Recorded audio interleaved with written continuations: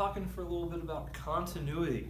Now, most of the functions that you've probably seen so far were continuous.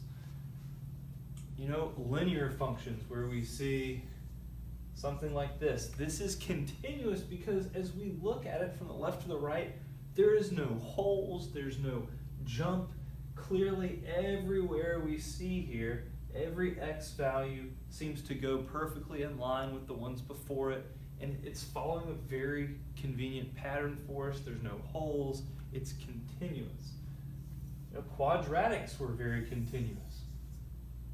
Yes, it does change direction on us, but notice there's no holes here. It does seem to follow a pattern. It makes sense. Polynomials, absolute value functions, all of that very, very continuous. But there are three types of discontinuity that we want to talk about. So let's look at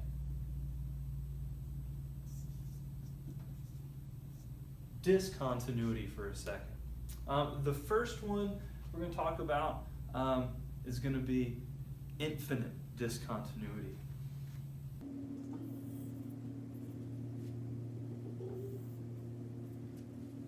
Functions that look like this have what we call an infinite discontinuity. As we're looking at this and we're putting in values in for x, notice it's going way up right here, and then we have this asymptote right here, and it's going in infinitely different directions. It's going completely up right here, and then it does jump, but a jump discontinuity is going to look a little bit different. And then we see that it's coming up from this negative infinity, and this is a rational function here. You know, we'll talk more about that in a different time, but this is what an infinite discontinuity looks like.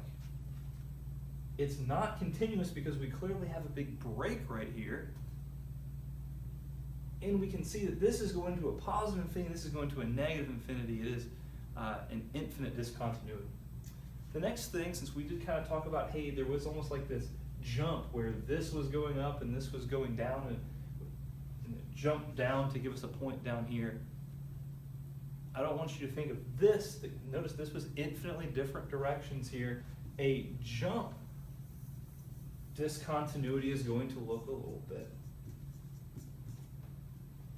different. Imagine we have a function like this.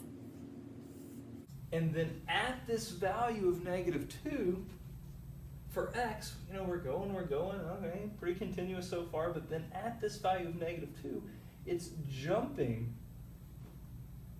This is a jump discontinuity.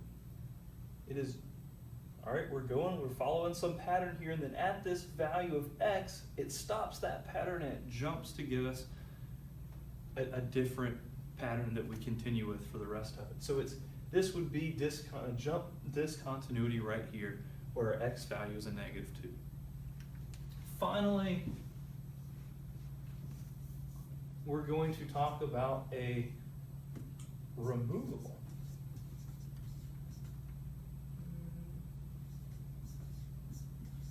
discontinuity. Now, this one almost seems continuous. You know, we might have, you know, like a nice linear function or something. But where we should have a point, we have an open circle. So, okay, all these x values are working. They're all following in this line right here. All following this line. But then this value of -2 for x gives us a big nothing. When we put this in, it's undefined right there at -2. So it's not continuous. And we call this removable. It's like if we just fill in that little dot, then it would be continuous. But there are functions that look like this, that are discontinuous because of just one value of x. Other than that, if we could just fill in that little hole, if we could just remove that one little discontinuity, then we would be continuous. But that is the problem here. So we call this a removable discontinuity.